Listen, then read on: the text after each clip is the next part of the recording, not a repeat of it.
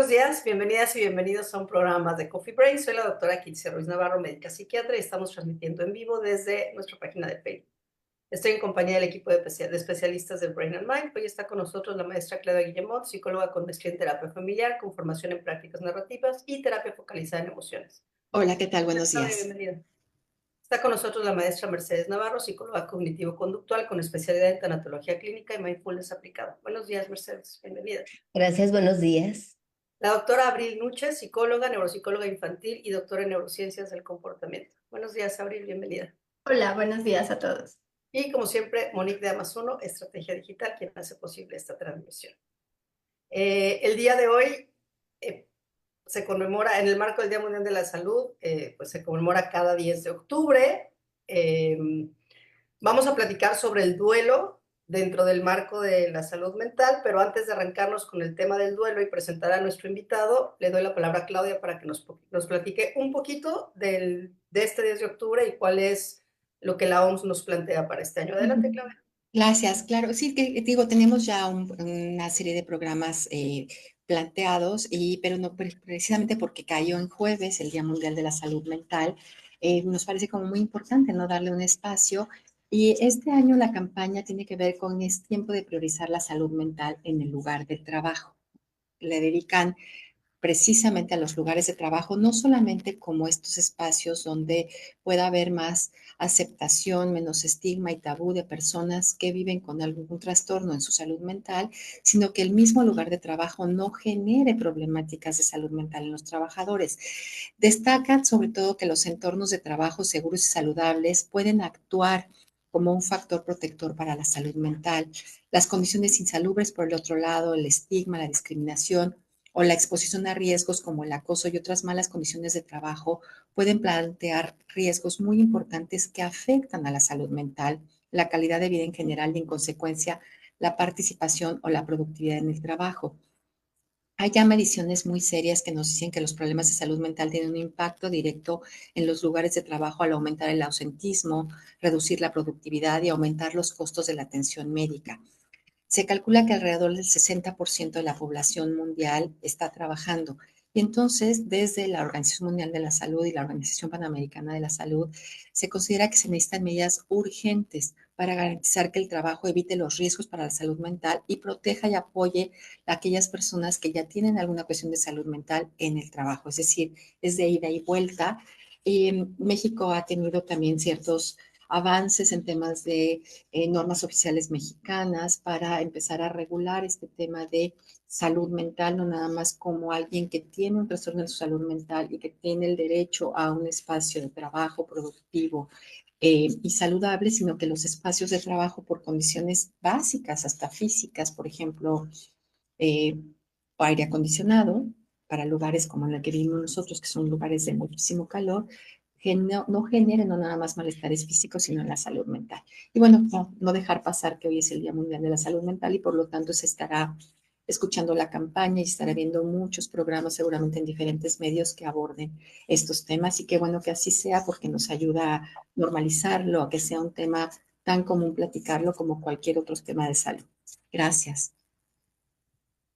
Y bueno, tenemos programas relacionados al tema del trabajo. Les invitamos a que se echen un clavado a nuestro programa a nuestro canal de YouTube y bueno, prepararemos algo más adelante para ver qué ha pasado después de estos años de la implementación. Y le damos la bienvenida, ya se van integrando los demás, le damos la bienvenida a la maestra Corina Schroeder, psicóloga psicoanalista con apoyo en crianza y apego. Buenos días, Corina, bienvenida. Gracias, buenos días. Y a la doctora Enrique Solórzano, doctora en psicoanálisis contemporáneo con especialidad en parejas y familias. Buenos días, Bárbara, bienvenida. ¿Qué tal? ¿Cómo están todos? Y como les comentaba, el tema de hoy, el proceso del duelo sano para mantener la salud mental. Ya se está incorporando con nosotros nuestro invitado, el doctor Rubén Trejo, y en tanto se termina de conectar, le doy la palabra a Abril para que nos presente al doctor. ¿Cómo le hago para conectarnos? Audio. Perdón, ya anda por aquí, ya ahorita lo saludamos.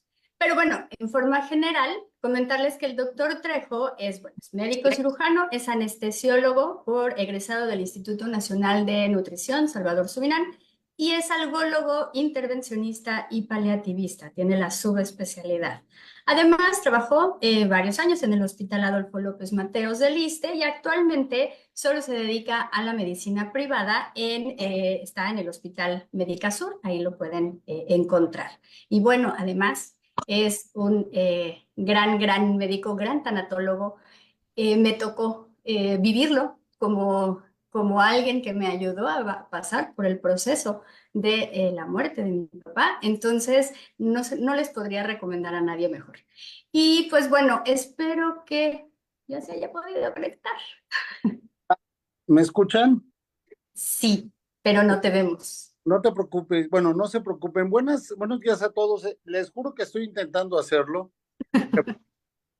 Soy Supra 50, es decir, tengo 56 años y eso hace que la tecnología y yo tengamos algún problema parecido al que tengo con los niños en donde nos toleramos pero no nos queremos. Una disculpa por ello.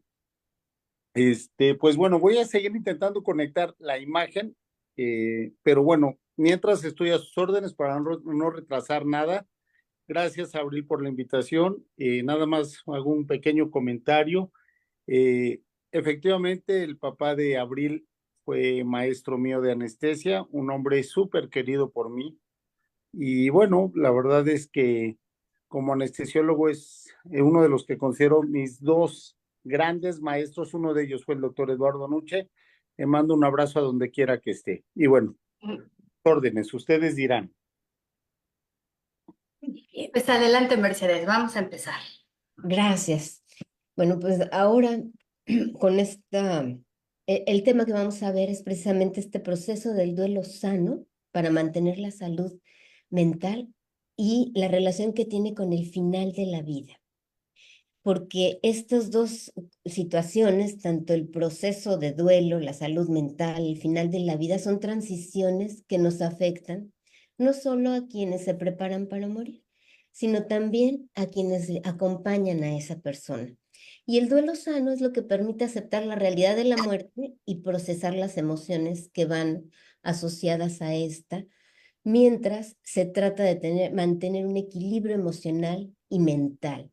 Y este proceso implica la expresión adecuada del dolor, la reflexión sobre el significado de la vida y la muerte, el integrar la pérdida en la vida cotidiana. Cuando nosotros enfrentamos el final de la vida, tanto a nivel personal como al acompañar a otros, es fundamental tener una preparación emocional y mental que nos ayude, que nos permita enfrentar la muerte con serenidad y también planificar ese buen morir, en donde se incluyen aspectos médicos, legales, materiales, emocionales y espirituales. Y aquí tenemos un especialista, el doctor Rubén Trejo, que nos va a ir también apoyando para poder llevar este tema.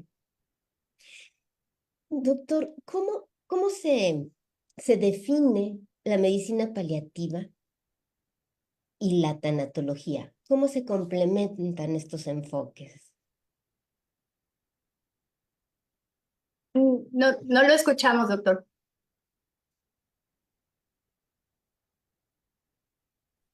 Ahí Ahí me está. escuchan. Sí. Ahí ya me escuchan. Ok, perdón, gracias. Bueno, la medicina paliativa es la parte de la medicina en donde lo que hacemos es manejar los síntomas asociados a una enfermedad. Normalmente es una enfermedad terminal, aunque haya diferentes gráficas que plantean que la medicina paliativa tendría que ser prácticamente acompañando todo el tiempo de cualquier paciente en cualquier enfermedad, porque de lo que se trata es mejorar los síntomas que afectan la calidad de vida de un paciente.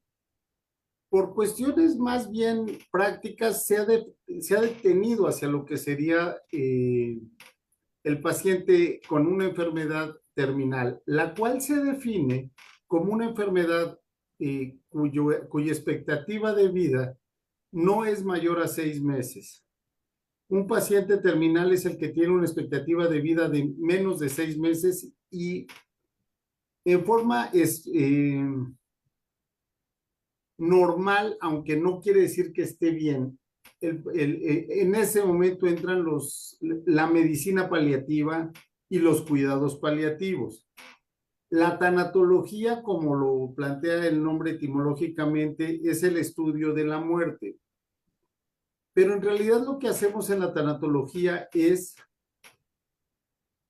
entender los periodos de duelo de un paciente, de una familia, y ayudar y acoplarlos para que no se sufra durante este proceso, o se sufra lo menos posible, o se tenga un sufrimiento que podemos entender como normal, sabiendo que la muerte es normal y la pérdida de un paciente o de un familiar, o la expectativa del paciente ante la muerte propia, que tendría que ser normal, manejarla de una forma lo más sana posible. Eso es lo que yo les podría plantear. Yo tengo una pregunta para ambos, ¿no? Desde su punto de vista, esta palabra de buen morir, ¿no? En este proceso, de duelo, de despedida, de acompañamiento, desde el punto de vista de los cuidados paliativos para el doctor y de la tanatología para Mercedes, ¿a qué nos referimos con buen morir? Bueno, desde la tanatología nos referimos a ayudar al individuo a enfrentar su muerte de una manera consciente, que llegue a ella con serenidad, con paz, lo que sea posible, sin negar o temer a este final que tienen. Es esa aceptación de la situación que está viviendo. También es de alguna manera garantizar que esta persona tenga un acompañamiento, que no se sienta aislada, que no esté solo. Y este apoyo viene de sus seres queridos, de profesionales de la salud mental, de acompañantes tanatológicos, quienes van validando las emociones de esa persona y le van dando este apoyo compasivo. También desde la tanatología, el buen morir es ofrecer un espacio para que la persona pueda reconciliarse con su vida, que encuentre un significado en su proceso de muerte y buscar esa paz espiritual, ya sea mediante rituales religiosos, si es que es religiosa la persona, o a través de esta reflexión personal que se va haciendo sobre la vida y la trascendencia. Eso los lleva a un buen morir. Y desde el punto de vista médico, doctor. O sea, evidentemente el buen morir, se entiende como un morir sin sufrimiento físico. Evidentemente lo que decía la doctora Mercedes es absolutamente cierto, porque el hecho de que una persona no tenga dolor no significa que no sufra. Y la parte emocional es la que lleva en muchas ocasiones, no en todas, pero en muchas ocasiones, a que el paciente sufra más, incluso de que lo que la parte física tendería a provocar el sufrimiento. Ahora, hay un detalle que creo que se nos olvida con mucha frecuencia. El bien morir, como el buen vivir, es una cuestión completamente personal. Seguramente Abril lo escuchó con su papá, que era anestesiólogo, de muchos cirujanos, y perdón, voy a pegarle a los cirujanos que son mis cuates, pero la gran mayoría de los cirujanos dice, y me refiero a ellos porque es mi medio, yo quiero morirme en el quirófano operando. A mí me da un poco de risa porque el planteamiento es, bueno, yo les digo, perdón, soy un poco mal hablado, perdón, les juro que no es con mala intención, pero le digo, carajo, y el paciente, ¿qué culpa tiene de que tú te quieras morir con el cuchillo en la mano? ¿No? O sea, a mí me parece una insensatez que un güey quiera morirse operando, ¿no? Pero así lo plantean los cirujanos, y si alguien se lo pregunta a ellos, eso es bien morir. Y si alguien lo pregunta en general fuera del área médica, perdón, somos muy omnipotentes y nos sentimos el ombligo del mundo, todos quisiéramos morirnos haciendo las cosas que nos gustan. Y por eso planteo que es personal. Es cierto, hay mucha gente que dice, yo quisiera morirme en paz, dormidito, o sea, ya no dormirme en la noche y ya no despertar, ¿no? O sea, eso es como que, qué padre, así me muero sin sufrir.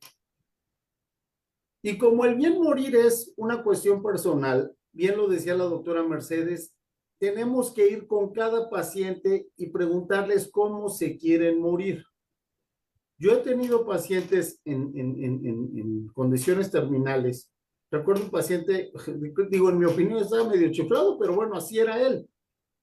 Él tuvo cáncer de pulmón, invadió hacia lo que era las vías superior y le pusieron una traqueostomía. Y él respiraba por la traqueostomía. Y había fumado 50 de los 60 o 65 años que tenía, 50 años había fumado. Y al final me decía, doctor, es que yo quiero seguir, yo quiero morirme fumando. A mí nadie me va a quitar el gusto por el cigarro. Y yo le di chance de que muriera al final fumando su cigarro por la tráquea. Alguien me puede decir que estoy mal, que estoy loco, pero para él eso era vivir bien y eso era morir bien. Por lo tanto, el plantear el bien morir, pues me parece que generalizarlo es difícil, porque es como el buen vivir. Hay gente que vive feliz viajando, hay gente que vive feliz trabajando, hay gente que vive feliz sin hacer nada. Y eso es lo que tendríamos que hacerlo, o sea, es lo que lo hace complicado. Y me parece que es muy importante el seguimiento personal de cada paciente para determinar qué es lo que quiere y cómo quiere morir. Lo que pasa es que el hablar directamente a una persona de cómo te gustaría morir no es nada sencillo, no es nada fácil. No sé qué opinan las demás, ¿no? Con sus propias experiencias. A ver, algo que mencionó aquí Mercedes fue un tema de aceptación, ¿no? Y también estoy pensando que el tema paliativo y la oportunidad de morir de cierta manera se le da solamente a algunas personas. Enfermedades terminales, doctor, y usted mencionó como 6 meses, ¿no? Hay un marco de tiempo que de alguna manera está establecido. Probablemente no todas las personas, bueno, no todas las personas mueren así, pues estoy pensando accidentes, cosas inesperadas, los que se duermen en el sueño. ¿Cuándo es el momento de aceptar? Es decir, ¿cómo manejar el tema de aceptación para entonces entrar en el proceso que decía Mercedes de todas estas aristas de la vida, sociales, legales, papeles, la salud, la parte que no te duela, pero sí sufres, la familia? ¿Cómo se da ese proceso de aceptación? Y si tenemos un marco, estoy pensando en enfermedades de desahucio, ¿no? Pero ¿solamente se da en esos marcos estas posibilidades de decisión? Quien quiera contestar. A ver, antes de contestar, les hago una pregunta a todas y levanten la manita quien diga que sí o no. De los que estamos aquí reunidos, ¿quién está preparado para morirse hoy? Esa es la bronca. O sea, la pregunta, y no sé cuántas personas estén conectadas, me encantaría que fueran muchísimas, pero las personas que estén conectadas, háganse el razonamiento que usted está haciendo ahorita. ¿Quién está listo para morirse hoy? Porque a partir de eso es que alguien puede hablar de la muerte. Y lo que decía la compañera Claudia me parece maravilloso. Sí, si tengo cáncer ya sé que voy a morir. Si tengo un infarto, sé que, o sea, que tengo problemas de angina, me puedo morir. Pero hay un planteamiento que yo les hago mucho. Es horrible tener cáncer porque sabes que te vas a morir. Y el paciente que muere de un infarto, que los asaltan y les pegan un balazo, que mueren en un accidente, ellos no tuvieron la oportunidad de despedirse ni de hacer un duelo. Los otros, por lo menos ese chance sí lo tienen. Tienes el chance de ir planeando cómo te vas a morir porque tienes una enfermedad terminal. Pero este razonamiento, y por eso hablaba de que la medicina paliativa tendría que ser en cualquier momento, este razonamiento tanatológico, todos tendríamos que tenerlos porque nadie está seguro de que mañana se pongan los zapatos o cuelgue los tenis. Esa es una realidad. Perdón por la interrupción, pero ese planteamiento No, es definitivo. importantísimo. Definitivo, ahorita que haces la pregunta, yo lo pienso desde lo legal, ¿no? O desde el, no sé, si tengo el seguro de vida, si tengo como este tipo de cosas pensadas, sí, ¿no? Y ahí están, ¿no? Porque yo sé que en cualquier momento me puede pasar y bueno, o sea, ya lo pensé y medio planeé. Pero emocionalmente, Pues no, Es tengo que que decir también que hay que no. hacer nuestro testamento emocional. Exacto. No, no, o sea, es súper difícil, ¿no? El estar preparado para algo que no quieres que suceda, ¿no? Entonces, está complicadísimo. Pero lo que verdaderamente sí está mal es no aceptar que puede pasar. Es un, bueno, tengo que aceptar que soy mortal y que esto es algo que puede pasarnos a todos y por eso, pues bueno, al menos en las cosas que puedo ir planeando y que puedo ir arreglando, ¿no? Pues me tengo que ir preparando. Habrá siempre cosas que no. ¿Cómo es esto del testamento emocional, Mercedes? Bueno, perdón, tenía la mano levantada, Bárbara.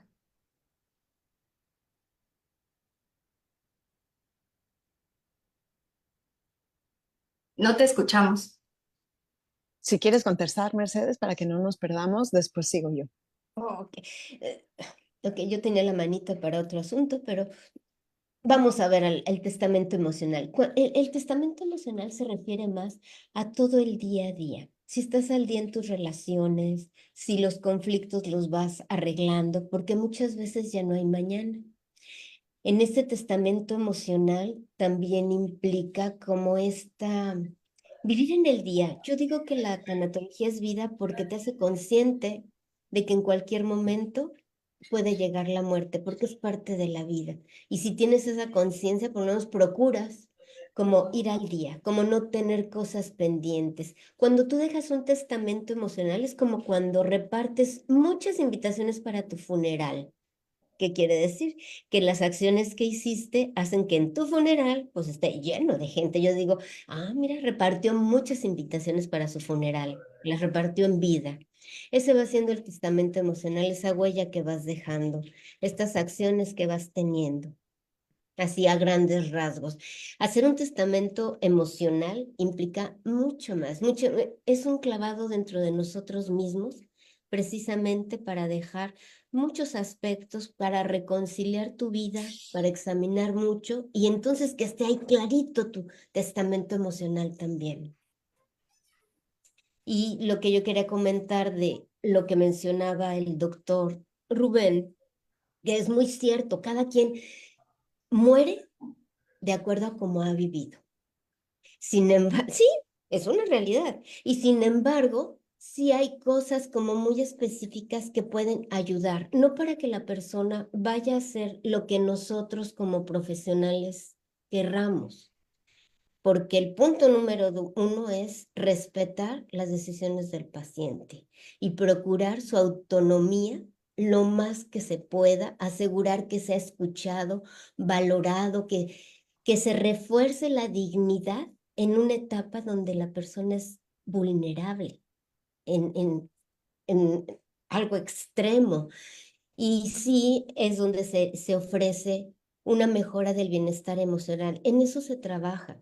A veces las familias empiezan a opinar, pero nunca le preguntan a él, que está con plena conciencia que quiere. Hay quien ya no quiere ni un tratamiento, ya no quiere nada, pero la familia sí quiere y ni siquiera le preguntan si quiere.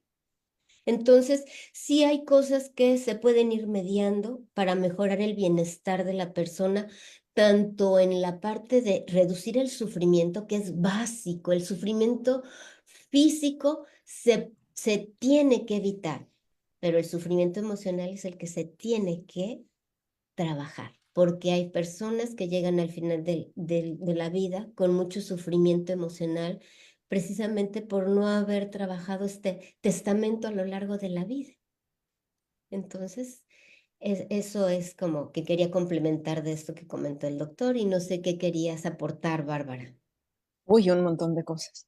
Sí, La ¿verdad? muerte Es es que de mis tanto temas que aportar. favoritos. Sí, la muerte es de mis temas favoritos, justo porque pienso que, pues, es, digamos, la culminación de todo lo que aprendiste de la vida y porque ya la lograste integrar. Tengo un trabajo doctoral que habla sobre la mentalización de la muerte y, bueno, partimos del hecho de que se ha pensado durante muchos años que no hay representación psíquica de la muerte, justo porque va en contra de nuestra propia naturaleza. Y pues bueno, pensar que en algún momento iríamos en contra de nuestra naturaleza, pues no lo haría viable para la vida propia. Pero me parece que, bueno, fuera de la disociación a la que recurrimos como mecanismo defensivo, porque no queremos hacerle un lugar a la muerte dentro de nuestra propia vida, que muchas veces nos hace vivir en este estado como de inconsciencia y no aceptar que que en el momento en el que nacimos empieza nuestro proceso, digamos, de muerte. Y cómo no nos enseñan, bueno, aparte la cultura no lo favorece, ¿no? Como el Día de Muertos, como reírse de la muerte, como hacerle corridos, como burlarse. Es desde luego, una manera de lidiar con ella, pero me parece que desde un lugar en donde se espera que no pase. Generalmente cuando alguien muere, pues claro que uno siente mucha pena pues por la familia de quien murió, pero instantáneamente uno piensa qué bueno que fueron ellos y no nosotros, porque no sabríamos cómo lidiar con ella. Y pienso que mentalizar la muerte se refiere a este ejercicio que, por ejemplo, nosotros aquí estamos haciendo, porque estamos haciéndole un lugar dentro de la vida, estamos reflexionando en conjunto, estamos dándonos oportunidad de abordar distintas ideas, sentimientos, y todos son bienvenidos y respetados.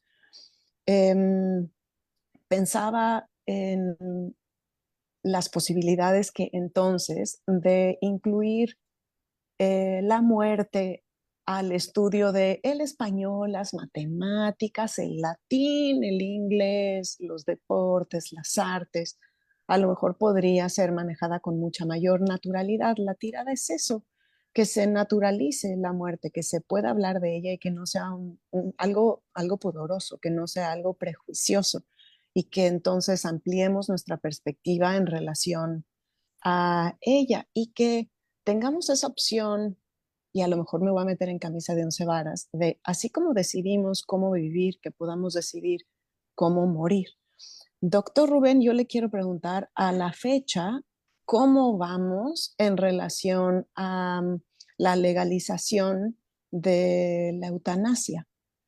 ¿Cómo en su práctica, si tiene que seguir siendo por debajito del agua, si ustedes se meten en un problema tremendo, no solamente con la institución de salud, sino también con la familia, puesto que la familia generalmente va a recargarse en sus propios prejuicios e ideas en torno a la muerte y a lo mejor no le va a dejar al paciente que su última voluntad o si ya tuvo una voluntad anticipada firmada, se respete. Y luego ahí el médico tratante, ya lo vi suspirar, yo suspiro junto con usted,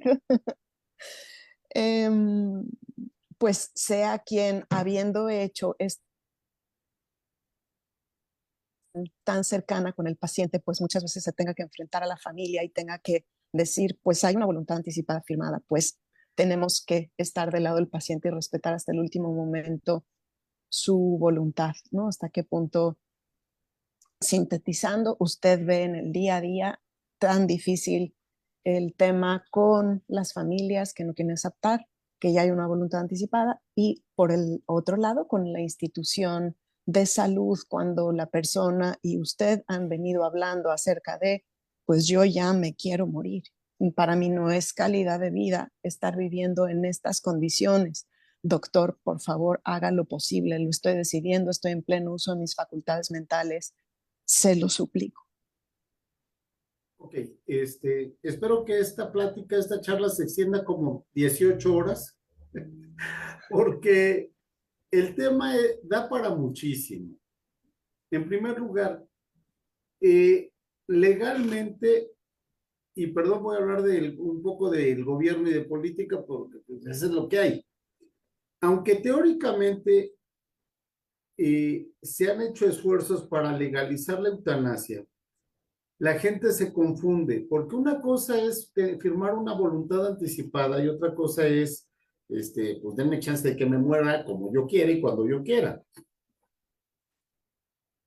Además, bueno, es por la parte legal. Desde un punto de vista legal, la voluntad anticipada lo único que dice es, no quiero que a partir de este momento me hagan ningún esfuerzo médico con fines curativos, solamente que me quiten el dolor y ya, ¿sí? Eso incluye, y eso a veces en las instituciones, sobre todo en las instituciones, bueno, más que las instituciones, con algunos médicos muy, apeguémonos a lo que decía el expresidente, muy conservadores, plantean como, por ejemplo, no le quiten el antibiótico. Perdón, el antibiótico es un tratamiento con fines curativos. En el mejor de los casos con fines curativos se quita. Los anticoagulantes, perdón, los anticoagulantes se utilizan para evitar que el paciente haga coágulos y se infarte o tenga, también eso se quita. No son, son tratamientos con fines curativos o preventivos. Lo único que se hace en medicina paliativa en estos casos de firmar una voluntad anticipada es no reanimación, o sea, no se le da ningún tipo de reanimación al paciente y el tratamiento solamente es para quitar dolor y sufrimiento físico o emocional, bueno, o psíquico, dando medicamentos para el delirium y cosas por el estilo. Es lo único que se da, no se da nada más. Soluciones intravenosas, que yo, por ejemplo, casi nunca utilizo soluciones intravenosas porque las venas son horribles, se rompen, y en un paciente terminal,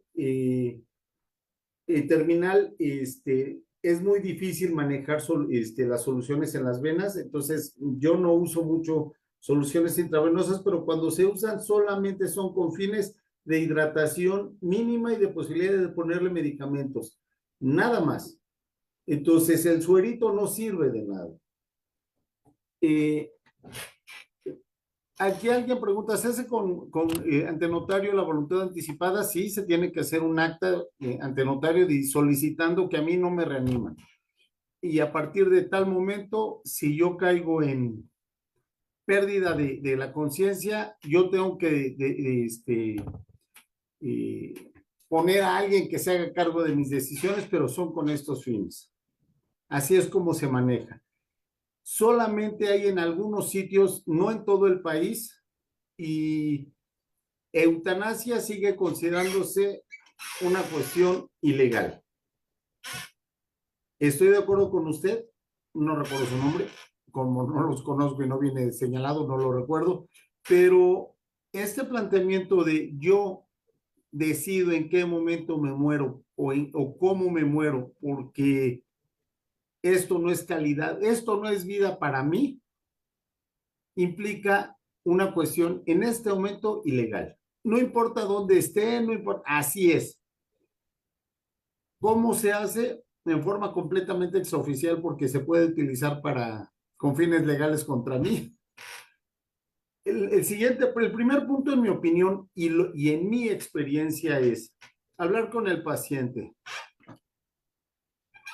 Con el paciente y preguntarle al paciente cómo está, qué quiere de sí mismo y qué le gustaría hacer, ¿no? Lo siguiente es hablar con la familia. Yo en lo personal, cuando en la familia hay algún heroico que me dice, no, es que yo creo que, a ver, yo me hago un lado, porque eso va a implicar problemas. Yo intento siempre plantearle a esta familia, a los familiares, piensen en la dignidad del paciente, en lo que ustedes tienen como imagen del paciente. Y ustedes consideren si eso que están viendo con el paciente es lo que ustedes quieren, como quieren recordar a su familiar. Hay gente que me dice, sí, yo creo que podemos hacerlo. Adelante, no hay más que hacer, ¿no? Entonces, primero es un consenso personal, luego familiar. Y después, cuando es a nivel institucional, digo, yo trabajo en una institución privada, el intentar hacer algo más tiene que ser fuera del hospital. Porque a nivel institucional, lo más que podemos hacer es quitar soporte médico y esperar el fallecimiento. Sin embargo, la verdad es que no es fácil y por eso decía que 18 horas. Y ahí les va un caso chiquito, no voy a decir qué hice para no involucrar en nada. Ustedes díganme, ¿qué opinan? Ajá. Una paciente de 58 años me vino a ver hace tiempo, una mujer, me vino a ver al consultorio y me dijo, doctor, yo tengo una hermana menor que nació a principios de los 60 con síndrome de Down severo. En esos entonces, esto de rehabilitación, de integración, no existía. Y yo recuerdo a mi hermana encadenada por mis papás a la cama. Le daban de comer y pues como animalito. La hermana tenía 60 o 61 años. Vivía en un estado del norte de la República, con un Down severo, no hablaba, se comunicaba más o menos con señales, la cuidaba su mamá. Y en enero de este año la mamá muere. La señora de 100 años, la paciente, 60 y bolitas de años, muere, que se queda sola, la familia va por ella, se la traen a México, y con el Down que tenía cataratas bilaterales, nunca se pudo operar porque para operarte de cataratas, después de que te ponen el lente, no puedes apretarte los ojos porque se lesiona el lente y se lastima. La paciente nunca se pudo operar porque no entendía que no tenía que tocarse los ojos. Con otitis infecciosa que le hacía que hubiera perdido gran parte del oído. No veía, no oía, no entendía. Y la familia me planteaba, doctor, ¿qué hacemos? La pregunta que yo les hago a ustedes, ¿qué hacen? Eso no es calidad de vida. Digo, probablemente la paciente ni siquiera lo entienda, pero hay un punto de dignidad humana y no tenía enfermedades como tal. ¿Qué se hace en esos casos? Humanamente, ¿qué se hace? ¿Qué opinan? Son decisiones muy fuertes. Ahí, cuando hay estos casos, pues obviamente tiene que haber un comité de ética para que puedan llegar a una decisión. Yo como ser humano, si fuera yo la que estuviera ahí, yo por caridad les diría, o sea, nada más, ¿verdad? Pero eso es desde mi punto, y creo que ahí que entran muchas cosas personales, pero esta persona no tenía lo mínimo de calidad de vida. Y siempre lo que hay que buscar es la dignidad humana y calidad, que pueda estar en bienestar. Pues yo creo que es eso, ¿no? Se busca que esté cómoda, tranquila, no agitada, que reciba los tratamientos que pueda recibir, porque desde el punto de vista ético no tenemos como esa autoridad para decidir quién vive o quién muere. O sea, eso no depende de nosotros. Entonces, que esté lo más cómoda posible, ¿no? Seguramente con una buena medicación psiquiátrica puede estar como tranquila, cuidada, alimentada y recibir los cuidados que había recibido siempre. No lo sé. No hacer nada extraordinario, probablemente si es que llegara como a enfermar de gravedad, se tuvieran que utilizar medidas de rehabilitación, reanimación o algo, o sea, y hasta ahí. O sea, no, creo que no nos toca decidir. No sé, esa es mi opinión, ¿eh? Pues creo que no había calidad de vida, ¿no? Más bien como frenar el maltrato, que me parece que cambian las condiciones de esta mujer en cuanto la mamá muere, o no sé si la mamá ya no la encadenaba o en fin, pero pensaría en los recursos que existen alrededor de una persona con ese alto grado de discapacidad. Y bueno, si están como preocupados por ¿y qué vamos a hacer con ella? Bueno, es que hay muchísimas cuestiones, coincido con Mercedes, muy delicadas, que tiene que ver con, bueno, pues todos estuvieron muy cómodos mientras la madre se hizo cargo. Y ahora que la madre no está, bueno, pues ahora les incomoda y tratan de solucionar dentro de sus posibilidades, bueno, o quitarse la, perdón que lo ponga así, pero la monserga. Y bueno, si ellos ya no quisieran dedicarse a ella, pues pienso que existen posibilidades como poder contratar a una persona que no la mueva de su entorno conocido y que esté con posibilidades de lidiar con este tipo de casos o que se institucionalice. para que alguien más se pueda hacer cargo, pero que la familia sepa y asuma las consecuencias de tener que mantenerla económicamente, ¿no? Y desde luego, pues pagar la institución que se elija, y no sé si exista una institución que pueda recibir este tipo de casos, pero desde luego, pues no se le puede abandonar a su suerte en condición de calle. Y sí habría que procurar que si la familia es la que dice, oiga, doctor, ¿qué hacemos? No, a ver, no es que, ¿qué hacemos? Bueno, yo como doctor puedo decirte, pues existe esta posibilidad como ayudarles a pensar, porque parece que hasta que la madre muere, entonces ellos se ven orillados a tener que considerarlo como un problema que les es propio.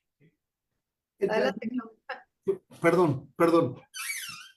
Adelante, No, Claudia. bueno, un poco sumándole a esto, que era parte de los puntos que nos había mandado Mercedes, yo lo veo como terapeuta familiar, es decir, el rol de la familia, ¿no? En el proceso del buen morir, de qué manera la preparación y el acompañamiento familiar pueden o no promover herramientas para la comunicación emocional, el cuidado, los cuidadores primarios, que hemos hecho trabajos aquí también sobre esto, pero qué tanto pones de acuerdo, ¿no? A las personas alrededor y a veces a quién consideras familia, ¿no? Que muchas veces unas decisiones caen o tendría, hay hasta aspectos legales de quién decide qué, ¿no? Entonces me parece que ahí hay como una mezcla importante de tal vez hasta pensando lo que decía Bárbara, de ir preparando desde la parte casi académica, ¿no? Que es esto del buen morir, las decisiones que tendríamos que estar tomando. Me encantó esto del testamento emocional. Precisamente todavía octubre es mes del testamento legal y cómo dejar en nuestra muerte preparada a los que nos sigan y no como algo que hay que resolver y que hay que eh, arrastrar, empujar, sino algo que se facilite, ¿no? En esa manera. Adelante, creo que estaba Abril. Abril. O doctor.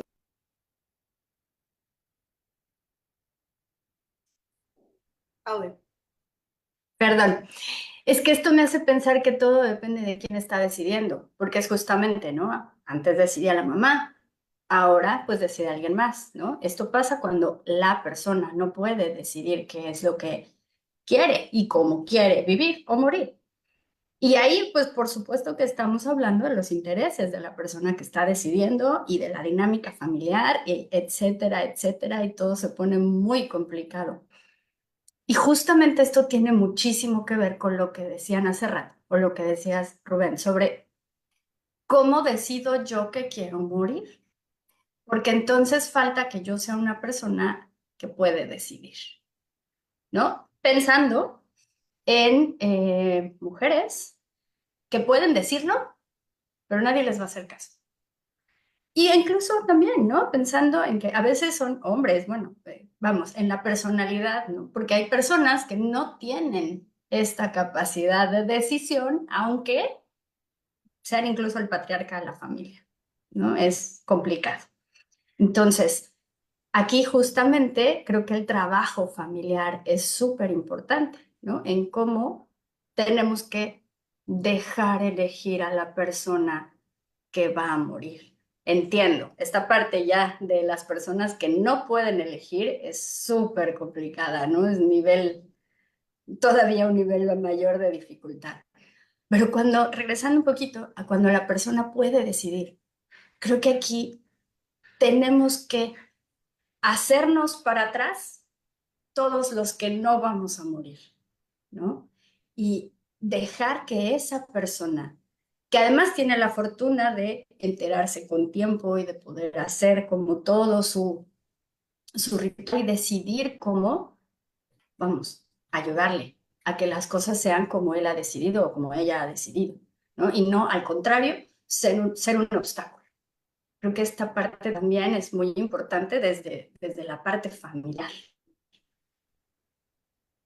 El ejemplo que planteé de este caso me pareció, o me parece hasta la fecha, un ejemplo que implica, o sea, para mí es lo máximo de dificultad, porque por un lado la paciente no tiene ninguna enfermedad terminal. De hecho, no tenía, más allá de problemas regionales como los ojos o los oídos, no tenía ninguna enfermedad que pusiera en riesgo su vida. Pero además no tenía autonomía personal. Y finalmente, para acabarla de amolar, resulta que los lazos familiares prácticamente eran inexistentes, porque la única persona, con la persona con la que vivió sus últimos 20 años, era su mamá y había muerto. Y no tenía posibilidad de hacer más lazos afectivos con nadie más de la familia. Y entonces, pues, eso es lo que me parece más interesante de este caso en particular, porque la decisión no es con afecto, la decisión no es emocional o no tiene lazos emocionales con respecto a la familia. Y bueno, sí, alguien lo mencionó, quítame esta monserga, ¿no? Entonces, regresando a los otros pacientes, al paciente que sí es consciente de sí mismo, este ejemplo previo nos permitiría abrazar muchísimo al otro paciente, al que sí es consciente, al que sí puede decidir, y esto creo que jala o envuelve todo lo que han dicho. ¿Qué quiere mi paciente? Preguntárselo, y preguntárselo sin miedo.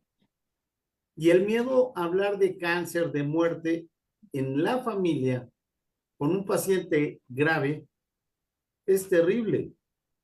Y eso nos mete en el complot del silencio. Nadie habla de la enfermedad, nadie habla de muerte, porque nos da miedo el mencionarlo, porque significa que pues ya lo estoy haciendo realidad. Y entonces los pacientes se quedan completamente aislados. Eso es a lo que yo me enfrento como médico. Mi mamá hace 2 semanas se puso muy mal porque dejó de utilizar su BiPAP para respirar, para dormir en la noche, y se intoxicó de dióxido de carbono, y la tuvimos una semana muy mal, así dormida todo el tiempo. Yo pensé que estaba haciendo insuficiencia cardíaca terminal, así lo pensé. Y hablé con mi hermana, y de hecho yo me senté con mi mamá y le dije, mamá, ¿qué quieres que hagamos? Y me dijo, Rubén, todavía no me quiero morir, pero si me pongo muy mal, sí quiero que me cedes. No quiero ir al hospital nunca más. Si vienen y me hacen exámenes, está bien, y quiero que cuando me mueran, me incineren y me traigan aquí a mi casa. Yo quiero quedarme aquí a cuidar a mi hija el resto de su vida. Pero el hacer estas cosas, el plantearlas, mi hermana tenía pavor de hacerlo. Pero eso me parece indispensable. Y ustedes, digo, todas lo han planteado, ¿no? Y las redes familiares y las redes de amistad. Así es como funciona bien todo esto, ¿no? Para darle un poco de seguimiento a esto, y Mercedes, ¿cuál es el rol de la familia en todo este proceso? ¿Cómo se prepara el acompañamiento familiar? Yo quisiera retomar así como rápidamente algunos puntitos. Lo del caso que nos dice el doctor, entra mucho la psicoeducación, porque ahí están enfrentándose la familia a algo desconocido y hay efectivamente posibilidades. Ahora, en el rol de la familia, yo considero, como mencionó Emma, que se debe educar en la muerte. Uno la ve muy lejana, sin embargo, la muerte siempre camina junto a nosotros y no nos está acechando, nos está acompañando porque es parte de, para que en el momento que te toque, con ese amor también acompañarte, pero no es que te esté acechando para llevarte. Entonces falta mucha educación respecto a la muerte, porque si nosotros hablamos como un tema, vamos planificando precisamente cómo me gustaría que fuera mi vida al final, de acuerdo a algunas posibilidades, cómo quiero hasta mis funerales, qué quisiera yo que hicieran, dejar todo en orden, tanto legal es bien importante, todas las cosas materiales también, pero también todo lo emocional, expresarlo. La familia juega un rol muy importante en esta preparación cuando no has tenido esa educación tanatológica de hablar abiertamente de la muerte, de hablar de posibilidades, de hablar hasta dónde quiero, de poder hablar así. Mamá, ¿qué quieres? Yo le dije lo mismo a mi mamá. ¿Tú qué quieres? ¿Te quieres que te llevemos al hospital o aquí? No, aquí déjenme. Entonces, cuando ya le querían poner que el suerito y que el esto, no, ya no me la picoteen. Hay que dejar que sea una muerte natural, ¿no? De acuerdo a cómo estaba. Digo, ya tenía 93 años. Entonces, la familia se tiene que ir, es importante se vaya preparando para acompañar a este ser querido en este proceso, en esta experiencia, y se preparan de diferentes maneras, desde la parte emocional, en aceptar que es inevitable la muerte, si están viendo ese deterioro que tiene su familiar, es comprender que el proceso de morir es natural, que no, que es importante no causar un encarnizamiento, no hacer procedimientos extraordinarios, sino dejar como que lleve este final suave, el poder que los familiares expresen cómo se sienten, esa tristeza, ese miedo, ese enojo, de una manera abierta, de una manera saludable. Y también eso da permiso para aceptar las emociones de la persona, que es el actor principal, el que se va a morir, y no jugar a que tú no sé y yo no sé, ¿no? A este complot del silencio, aunque nadie sabemos que te vas a morir. Le siguen diciendo, échale ganas, y no tenemos esas conversaciones sinceras, abiertas, que le den un alivio emocional tanto a la familia como al enfermo. Esa escucha empática, esa resolución de asuntos pendientes. Ahí hay que facilitar los cierres emocionales, temas no resueltos, pedir perdón o perdonar, expresar amor, gratitud. También si hubiera temas legales que no se han atendido, porque precisamente dicen, "Ay, no, yo no hago mi testamento ni compro un espacio en el panteón porque entonces estoy invocando a la muerte". No, si tenemos todo eso listo, todo esto arreglado, alivia, alivia, es más ligera este paso de la muerte, y también obviamente la parte espiritual va a ser fundamental. Si la familia puede también, tiene alguna práctica religiosa o espiritual, que la puedan implementar para hacer también como un tipo de ritual, de verdad despedirse bonito. Y antes de esto, nada más planificar la vida, el final de la vida hay que planificarlo. Oigan, yo les tengo una muy mala noticia. Se nos acabó el tiempo y tenemos muchos temas todavía que nos quedaron pendientes. Sabíamos que era una programación como muy ambiciosa para resolver una hora. Yo les propongo que si después nos ponemos de acuerdo y le damos seguimiento, porque a mí me encantaría escuchar ese trabajo que hicieron Abril junto con el doctor, ¿no? Que la acompañó en el proceso de su papá. Entonces, nos coordinamos para dar una segunda parte en algún otro momento, finalizar con todos estos puntos. Y nos arrancamos ya con los comentarios finales. Corina, tienes levantada la mano. Primero, Adelante, doctor. con muchísimo gusto. Nada más sí me gustaría como para dejar una colita para agarrarnos de otro momento. Adelante. Existe algo llamado sedación paliativa.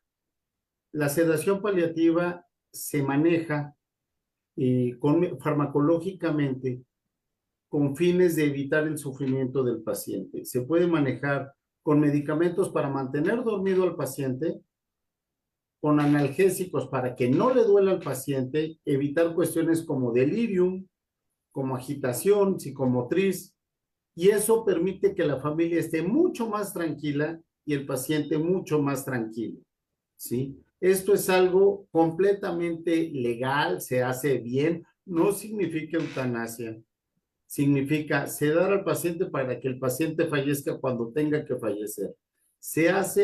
Esto se hace también, también se hace, esto sí se puede hacer en una institución médica. La sedación paliativa es un recurso que utilizamos los paliativistas para manejo de síntomas imposibles de controlar con la intención de que el paciente fallezca. Necesito que se queden con esa parte porque médicamente existe, médicamente se puede poner, permite una muerte desde el punto de vista médico, tranquila y sin broncas. Les agradezco la invitación infinitamente y si quieren seguir hablando de esto, yo con gusto, porque pues eso es una parte muy importante de lo que me dedico y me encanta, ¿no?